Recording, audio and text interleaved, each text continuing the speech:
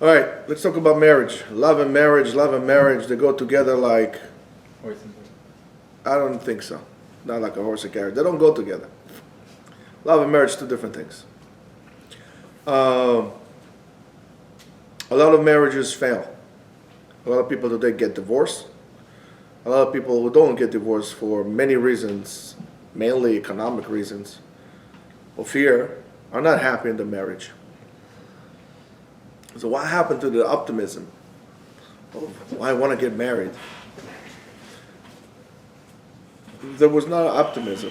It was absolutely sheer stupidity and ignorance. One of the reasons marriages fail is the people do it because, I don't know, everybody's getting married, so I want to get married too. If you don't know why do you want to get married, what are you looking to achieve in that endeavor, it will fail. Marriage is a very, very complex experience. You're taking two different individuals and trying to make them live in harmony, and that takes a lot. What it takes, first of all, is to have an individual with a number before the zero that you are. A person that has worked on himself, that is able to assume responsibility, that is looking to give, and so on and so forth. If you think that marriage will solve your problems, you are wrong. If you think so, marriage will be the ultimate set of problems that you have.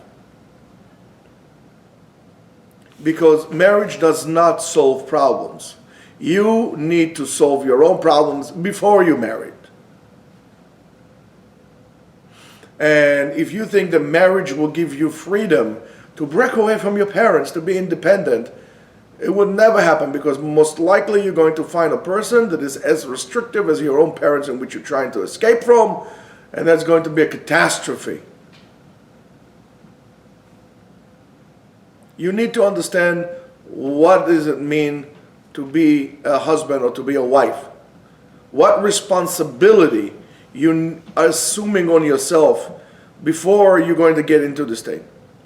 At the beginning, everything is fine. You get married, you're still in the honeymoon, honeymoon is for morons.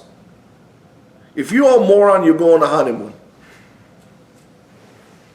Of course, for Jewish people, it's also stupid. You want to celebrate your marriage? Hey, you just ate like a Roman feast. What do you need to celebrate more? Hey, not a problem.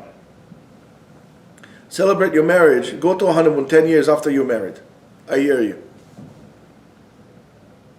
The problem is, everybody is dumping their responsibility on the other side to solve their own problems. That's not going to happen. That's not going to happen. You need to work on your maturity, on sense of responsibility, on sense of giving, on sharing. You need to work yourself to become a solid rock before you get married. Because if not, marriage will crush you into gravel. And most people don't do that. And that's why problems occur in marriage. And then you become an unfulfilled person. Unhappy. Your wife or your husband is not a jumping board to break away from your parents. You want to break away from your parents? You feel you are being choked? That's not a problem. Go get an apartment, live in a basement, do something, be alone. Take responsibility of your life. But most people don't want that. Most people continue the same set of rules and relationships that they have with their parents. They carry it over to a spouse. And then you get very immature people. And they would try to, and they'll see all the signs before they're married, why this person is not for them. But they're so obsessed with self-convincing that they will close their eyes completely to that. I was thinking about something else completely different. Today you want to have a shidduch reservation. Good luck finding somebody my way. Forget about it. You're not going to find it. But I'll tell something else. Instead of sending a shidduch resume with the whole thing of life, of what do you want, and who you are, and what you did, and what you did, and which school you went to, and who is your reference. Well, I mean, what am I selling, a car here? I'm selling a horse? What is this, slave market? How challenging would it be for you to date someone without knowing anything, without even knowing their own name?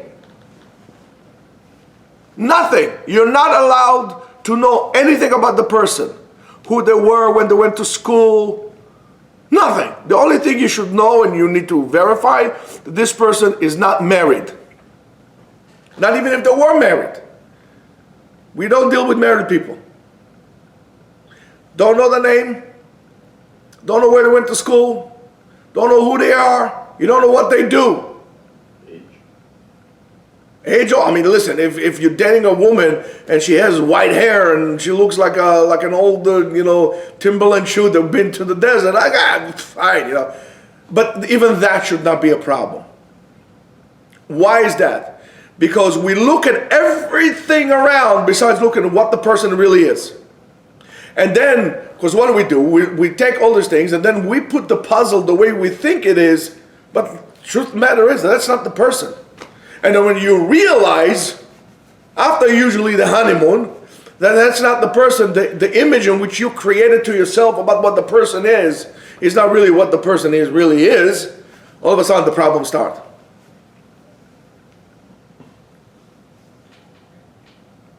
You tell yourself stories even through the process of dating. I mean, it will be a great idea because it would force you to really look if the person is for you or not for you. But forget it, it's not going to happen, unfortunately. But I challenge you to do that. If not to do that, at least stop looking at all these things, whether this person was a convert or is not a convert, it was married for. What do you care if that's your bashert? How do you know if that's the one for you? If that's your other half, as they call?